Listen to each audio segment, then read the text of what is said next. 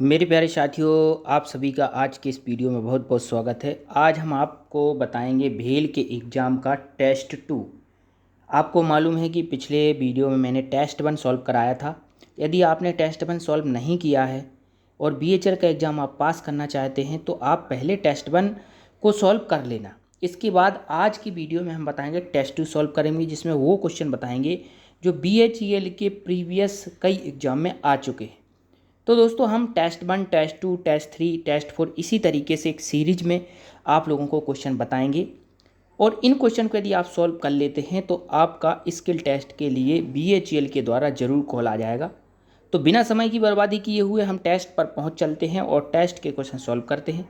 तो दोस्तों, यदि आप फिटर फाइटर चैनल पर नए हो तो चैनल को जरूर सब्सक्राइब करें, क्योंकि फिटर फाइटर चैनल आईटीआई वाले बच्चों की कुछ ना कुछ मदद जरूर करता रहता है। तो हम पहुँच चलते हैं अपनी पीडीएफ पर और आज आपको क्वेश्चन सॉल्व करेंगे टेस्ट 2 के। ठीक है ना। तो ये टेस्ट 2 पर हम आ गए हैं। ये हमारा 21 नंबर क्वेश्चन है आज का। आज हम 21 नंबर क्वेश्चन से स्टार्ट करेंगे। पिछले टेस्ट 1 में मैंने 1 से लेके 20 क्वेश्चन आपको बता दिए थे, आप लोगों ने वो सीख लिए होंगे। अब आज के वीडियो में हम 21 से सॉल्व करेंगे। तो देखिए, मैं पहला क्वेश्चन सॉल्व करता हूँ। कौन सी प्रक्रिया सामग्री को कार्बनिक यौगिकों में तोड़ देती है जिसका उपयोग खाद के रूप में किया जाता है? अब खाद आप जानते होंगे, खाद जो होता है कंपोस्ट होता है। खाद बोलते हैं हम कंपोस्ट को, इसे कंपोस्ट कहते हैं, जो हम खेतीबाड़ी में यूज करते हैं कंपोस्ट। तो इसमें देख ली, पहले लैंडफिल्स है, रिसाइकलिंग है, फिर कंपोस्टिंग है। अब आपको A3 ऑप्शन में दिख रहा होगा, सी ऑप्शन में कंपोस्टिंग, तो इसका करेक्ट आंसर हो जाए कंपोस्टिंग। ये कंपोस्ट देखिए, ऑर्गेनिक कंपाउंड इसमें लिखा हुआ है, ऑर्गेनिक कंपाउंड। वो जो ऑर्गेनिक कंपाउंड होता है वो कंपोस्ट होता है, जिसे हम खाद कहते हैं। 21 नंबर क्वेश्चन हो गए। देखिए, इंग्लिश वाले बच्चे जिसको हिंदी समझ में नहीं आती है तो वो इंग्लिश से पढ़ते जाएंगे। मैं हिंदी से पढ़ के कुछ इंग्लिश से पढ़कर आप लोगों को बताता जाऊंगा। आईटीआई में हिंदी इंग्लिश का कोई भी कन्फ्यूजन ना रखिए। हिंदी में आ जाए आप हिंदी में पढ़ लीजिए, इंग्लिश में आ जाए इंग्लिश में पढ़ लीजिए, कोई दिक्कत नहीं है। तो आज का 22 question, beach marking media is poisonous. कौन सा मार्किंग मीडिया जहरीला होता है? देखिए, जहरीला का मतलब जो होता है जहर का काम करता है। तो देखिए, इसमें वाइट वाश तो जहरीला होता नहीं है, प्रुशियन ब्लू जहरीला होता नहीं है, सेल्यूलोज लेकर जहरीले होते हैं। तो कॉपर सल्फेट जो होता है ये सल्फेट है। इसमें देखिए सल्फेट दिया गया है, तो जो सल्फेट प्रकृति के होते हैं वो जहरीले होते हैं। तो इसका भी सी आंसर करेक्ट आंसर हो जाएगा। तो आपको चारों ये मार्किंग मीडिया दिख रहे हैं, तो इसमें जो जहरीला होता है उसे हम कॉपर सल्फेट कहते हैं। 23 नंबर क्वेश्चन आज का इस वीडियो का 23, what is the name of the vice shown in the figure. ये जो फिगर बनाया हुआ है किस वाइस का है? तो ये सभी लोग आप जानते हैं कि ये हैंड वाइस है। तो हम ऑप्शन देख लेते हैं और ऑप्शन देख के आपको बता देते हैं। यदि हैंड वाइस उस ऑप्शन में होगा तो उस वही करेक्ट आंसर हो जाएगा। तो इसका हैंड वाइस सी आंसर करेक्ट आंसर हो जाएगा। तो इसी तरीके से जो कठिन सरल क्वेश्चन, सारे क्वेश्चन आपको सॉल्व करना है। केवल यदि कठिन कठिन करोगे तो भी गलत है, सरल सरल करोगे तो भी गलत है। आपको कठिन सरल सारे क्वेश्चन पढ़ना है। आज का 24 नंबर क्वेश्चन, चित्र में दिखाए गए कठिन चीजल का प्रतीक गामा, देखिए गामा बना हुआ है, कौन सा कोण दर्शाता है? इसमें तीन देखिए बने हुए हैं, अल्फा, बीटा और गामा। ये चीजल के 3 एंगल होते हैं। तो जो गामा जो ऊपर बना हुआ है इसे हम रेक एंगल कहते हैं। तो इसका करेक्ट आंसर हो जाएगा रेक एंगल। मैं रेक एंगल आपको बता देता हूँ। अब इसकी और जो एंगल है इसका वीडियो मैं बनाता रहता हूँ, तो आप चैनल से जुड़े रहिए, आपको सारी जानकारी मिल जाएगी। तो ये रेक एंगल है, तो इसका करेक्ट आंसर हो जाएगा ए करेक्ट आंसर होगा रेक एंगल। गामा जो जहाँ लिखा हुआ है वो रेक एंगल लिखा हुआ है। इसका 25 number question, which type of file use to job closer to finishing a size. Job को फिनिश साइज के करीब तक लाने के लिए किस फाइल का प्रयोग करते हैं? फिनिश नहीं करना है हमें, फिनिश साइज के करीब तक लाना है, तो इसके लिए हम सेकंड कट फाइल का उपयोग करते हैं। देखिए, इसमें ऊपर पहले नंबर पर सिंगल कट लिखा हुआ है इसलिए गलत है, दूसरे में कर्व कट लिखा हुआ गलत हुआ है। ये देखिए सी ऑप्शन में दिया गया है सेकंड कट फाइल, तो इसका सी आंसर करेक्ट आंसर हो जाएगा। इस क्वेश्चन का मतलब ये है कि हमें फिनिशिंग नहीं करना है, लेकिन फिनिशिंग के करीब तक लाना है। तो करीब तक लाने के लिए सेकंड कट फाइल का यूज करते हैं। ये जो फाइल का चित्र बना हुआ है, इन चित्र को आप रट लीजिए। ये फाइल जो बनी हुई है, ठीक है ना, इन फाइल को हम क्या कहते हैं? देखिए इसमें अब देख लेते हैं हम इसमें क्या कहते हैं। बैरेट फाइल, रिफलर फाइल, ठीक है। तो इसका करेक्ट आंसर हो जाएगा रिफलर फाइल। देखिए रिफिल की तरह दिख रही, जैसे रिफिल होती है अपने पेन की, तो रिफलर फाइल, तो इसका बी आंसर करेक्ट आंसर हो जाएगा। इसको रटिए आप कि इस टाइप की जो फाइल आएगी उसे हम रिफलर फाइल कहते हैं, रिफिल की तरह जो रहती है। हैमर का वजन कहाँ लिखा जाता है? तो ये मैं कई बार अपने चैनल के माध्यम से आपको बताता रहता हूँ कि हैमर का क्वेश्चन एक ना एक पीएचएल एग्जाम में जरूर आएगा। तो तो इसका वजन का पूछा जा रहा है। तो जो वजन होता है हैमर का, देखिए इस तरीके से हैमर होता है, ठीक है। तो हैमर का जो वजन होता है वो उसके बीचों बीच इधर पे लिखा जाता है, इसे हम चीक कहते हैं। तो देखिए सी ऑप्शन में चीक दिया गया है। इस तरीके से इसमें हैंडल पड़ा होता है। ये बीच वाला जो चपटा वाला भाग होता है जिसे हम पोस्ट भी कहते हैं, लेकिन पूरे भाग को हम चीक कहते हैं। पूरे जो ऊपर उठा हुआ गाल की तरह होता है, चपटा चपटा गोल सा होता है, इस बीच वाले भाग को, इसे हम चीक कहते हैं। तो चीक आंसर इसका करेक्ट आंसर हो जाए 27 का सी आंसर। इसके बाद ये जो छेनी बनी हुई, ये छेनी तो जितने इसमें मोस्ट लगा उतने मोस्ट कम है। और चाहे वो एनसीएल का एग्ज़ाम हो, चाहे बीएचएल का एग्ज़ाम हो, कोई भी आईटीआई से रिलेटेड जो एग्ज़ाम होते हैं, जो हमें गवर्नमेंट नौकरी देते हैं, उसमें ये क्वेश्चन तो आना ही आना है। तो चित्र में दिखाए गए छेनी का नाम देखिए। तो छेनी जो है ये वेब चीजल है, ठीक है ना। ये कौन सी चीजल है? वेब चीजल, जो चेन ड्रिलिंग के बाद हम यूज करते हैं। तो ये वेब चीजल का ऑप्शन में देख देता हूँ किस में दिया गया है। देखिए बी ऑप्शन में वेब चीजल दिया गया है, तो बी आंसर इसका करेक्ट आंसर होगा। ये क्वेश्चन ऐसे हैं, इनमें हमें ज़्यादा टाइम बर्बाद नहीं करना है, इन क्वेश्चन को पढ़ना है और तुरंत इसका आंसर लगाना है। 29 नंबर क्वेश्चन आज का, बर्नियर प्रोटेक्टर की सटीकता क्या होती है? देखिए बर्नियर प्रोटेक्टर के ऊपर 5 के ऊपर एक कॉमा हम लगा देते हैं तो ये मिनट हो जाता है। तो करेक्ट आंसर होगा 5 मिनट। तो इस कॉमा को आप जरूर देखें। तो ये देखिए सी आंसर में दिया गया है 5 मिनट, तो इसका सी आंसर करेक्ट आंसर होगा। यदि इसका आंसर, यदि बर्नियर शब्द हटा दें, हम इसका बर्नियर शब्द हटा दें और इधर कहें बेवल प्रोटेक्टर की सटीकता कितनी होती है, तो साधारण बेवल प्रोटेक्टर होगा तो उसकी सटीकता 1 डिग्री आएगी। तो ये ध्यान रखिएगा, बर्नियर वाला आता है तो 5 मिनट लगाएंगे, यदि बर्नियर नहीं लिखा हुआ है तो उसमें हम 1 मिनट और 1 डिग्री आंसर लगाएंगे, ठीक है ना। चित्र में दिखाई गई फाइल का नाम, अभी मैंने इसके पहला जो क्वेश्चन बताया था, नेक्स्ट अभी निकला हुआ है, उसका बताया था रेफलर फाइल।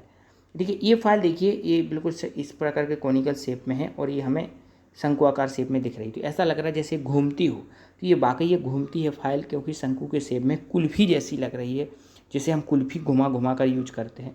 तो ये इसका फाइल हो जाएगा रोटरी फाइल। तो इसका करेक्ट आंसर हो जाएगा ये रोटरी फाइल, ठीक है ना। तो ये रोटरी घूमने जैसी लग रही है। थोड़ा देखिए, थोड़ा याद भी करना है, थोड़ा समझना भी। अगर पूरा पूरा आप समझोगे तो आपको टाइम लगेगा, याद नहीं करोगे तो भी गड़बड़ हो जाएगा, और पूरा रटोगे समझोगे नहीं तो भी गलत हो जाएगा।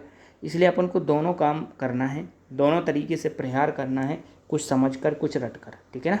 चल, इसके बाद है अपशिष्ट निपटान का क्या लाभ है? जब कहीं कोई हमारे फैक्ट्री में कोई अनावश्यक मटेरियल निकलते हैं तो उसका निपटान हम क्यों करते हैं, उसका निदारण क्यों करते हैं, तो उसका क्या लाभ होगा? बहुत अधिक ऊर्जा और संसाधनों का उपयोग करता है, पर्यावरण पर प्रतिकूल प्रभाव बढ़ाता है, यह सुनिश्चित करता है कार्यशाला साफ सुथरी हो, और दक्षता कम करता है। तो देखिए डी आंसर तो बिल्कुल गलत ही हो गया। हम इन 3 पर प्रभाव डालते हैं। देखिए जब हमारे पास कोई खराब मटेरियल निकलेगा तो उसको हम सही सही टैंक में भरेंगे, सही सही बिन में रखेंगे, तो उससे हमारा कार्यस्थल साफ सुथरा रहेगा। तो इसका करेक्ट आंसर होगा सी, अपशिष्ट निपटान से यह लाभ होता है कि हमारा जो शॉप फ्लोर होता है, जो वर्क प्लेस होता है हमारा, जहाँ फैक्ट्री में काम करते हैं, वो साफ़ सुथरा रहता है। तो उसका करेक्ट आंसर सी हो जाएगा, जो 5S के अंतर्गत आता है। आप लोगों ने 5S भी पढ़ा होगा, तो उसमें ये सब चीज़ आती है। 32 नंबर क्वेश्चन, कौन सा व्यक्तिगत सुरक्षा सुनिश्चित करता है? व्यक्तिगत सुरक्षा का मतलब होता है अपनी जो पर्सनल सेफ्टी होती है वो कौन सुरक्षित करता है? मशीन्स को साफ़ करना, अपने काम पर ध्यान केंद्रित करना, गैंगवे और फर्श को साफ रखना, टूल्स को उसी स्थान पर रखना। तो इसका करेक्ट आंसर होगा अपने काम पर ध्यान केंद्रित करना। यदि हम अपने काम पर ध्यान केंद्रित रखेंगे तो अपनी सुरक्षा होगी। इसलिए सेल्फ जो सेफ्टी होती है या पर्सनल सेफ्टी होती है, खुद की सुरक्षा होती है, वो अपने काम पर ध्यान देंगे और सभी लोग अपने अपने काम पर ध्यान देंगे। जिसका जो काम है, सफाई वाला है वो अपने काम पे ध्यान देगा, कोई क्रेन वाला है वो अपने काम पे ध्यान देगा, कोई ड्रिलिंग मशीन वाला है वो अपने काम पे ध्यान देगा। तो सब लोग अपने अपने काम पे ध्यान देंगे। तो जिस तरीके से हमारा परिवार अच्छा चलता है उसी तरीके से फैक्ट्री भी चलती है। फैक्ट्री भी एक परिवार का रूप होती है। तो ये 32 नंबर क्वेश्चन का आंसर होगा अपने काम पर ध्यान केंद्रित करें। घायल व्यक्ति के रक्तस्राव को कैसे रोकेंगे? जब किसी व्यक्ति में 33 नंबर क्वेश्चन है, यदि कोई फैक्ट्री में कोई दुर्घटना हो जाती है और उसमें रक्तस्राव होता है तो उसे हमें दबाव दिया जाता है, प्रेशर दिया जाता है। घाव पर पट्टी बांधकर, घाव पर मलहम लगाकर, घाव पर टिंचर लगाकर, ये दिए गए हैं ऑप्शन, और घाव पर दबाव डालकर। तो इसका करेक्ट आंसर होगा डी। जब कहीं से खून निकलता है तो पट्टी बांधने से काम नहीं चलेगा, उस पर पट्टी को रखना है और दबाव भी देना है ऊपर से, हाथ से, हथेली से, अंगूठे से, जो भी जितना। अगर कम घाव हो तो अंगूठे से भी दबाव दे सकते हैं, ज़्यादा घाव हो तो पूरी हथेली रखकर भी दबाव दे सकते हैं। दबाव देने से क्या उधर से उस होल बंद सा रहेगा, इससे खून ज़्यादा नहीं बहेगा। तो इसका करेक्ट आंसर 33 का हो जाएगा, घाव पर दबाव दें। अगला, किस अवधि को घायल व्यक्ति के गोल्डन आवर्स कहा जाता है? यानी किस अवधि को किसी व्यक्ति का गोल्डन आवर्स कहते हैं। गोल्डन आवर्स का मतलब होता है इस सुनहरा समय।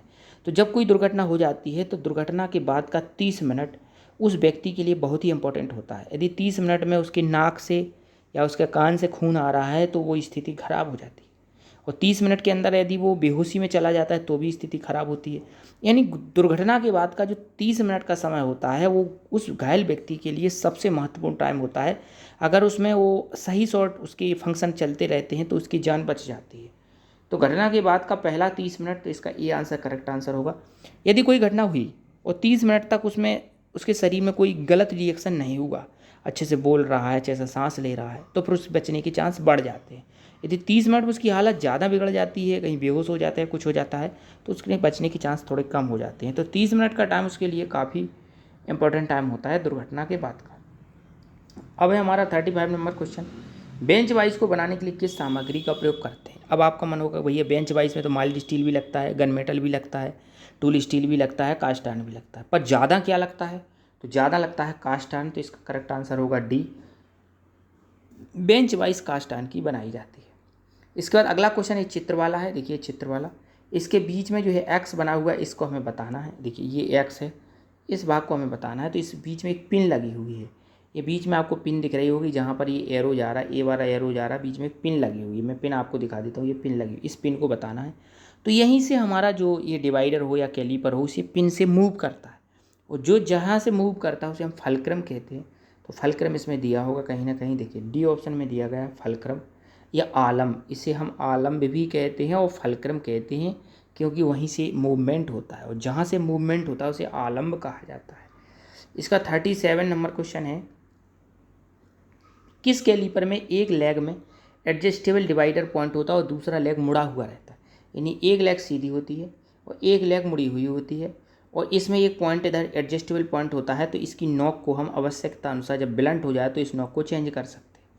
अब इस नॉक को मारो गोली, आप मुड़ी हुई लेग से समझिए, एक लेग सीधी होती है और एक लेग मुड़ी हुई होती है, तो उसे हम क्या बोलते हैं, उसे हम जेनी कैलीपर कहते हैं। तो इसका ये आंसर करेक्ट आंसर हो जाएगा, ठीक है ना। जहाँ से आपको आंसर समझ में आए आप उस ट्रिक से लगाइए, ठीक है ना। इसके बाद आता है 38 नंबर क्वेश्चन, कौन सा सॉफ्ट स्किल है। सॉफ्ट स्किल हम किसे कहते हैं, सॉफ्ट स्किल क्या होता है, copy writing, marketing, team work और प्लानिंग। तो किसे हम सॉफ्ट स्किल कहते हैं, सॉफ्ट स्किल क्या होता है। देखिए कॉपी राइटिंग तो इसमें होगा नहीं, देखिए, ठीक है ना। इसके बाद आ जाता है इसमें टीम वर्क।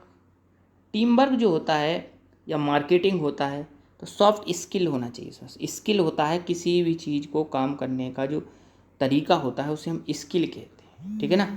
इसे हम क्या कहते हैं, इसे कहते हैं स्किल, ठीक है ना। तो इसका करेक्ट आंसर जो होना चाहिए, मुझे ऐसा लगता है, इसका होना चाहिए मार्केटिंग।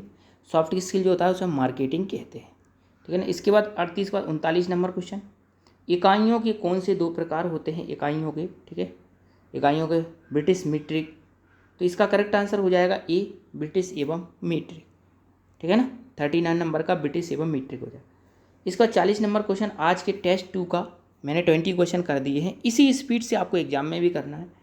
इनसे मूलभूत इकाइयाँ कौन सी होती हैं, तो आप सभी जानते हैं मीटर, किलोग्राम, सेकेंड, ठीक है ना। तो देख लेते हैं सबसे पहले, देखिए ए ऑप्शन जो है गलत है, वो ए ऑप्शन इसलिए गलत है क्योंकि इसमें वॉल्यूम दिया गया है, ठीक है। इसमें दिया है लेंथ, मास एंड टाइम, ठीक है। इसका लेंथ, एरिया, इसमें ये गलत है।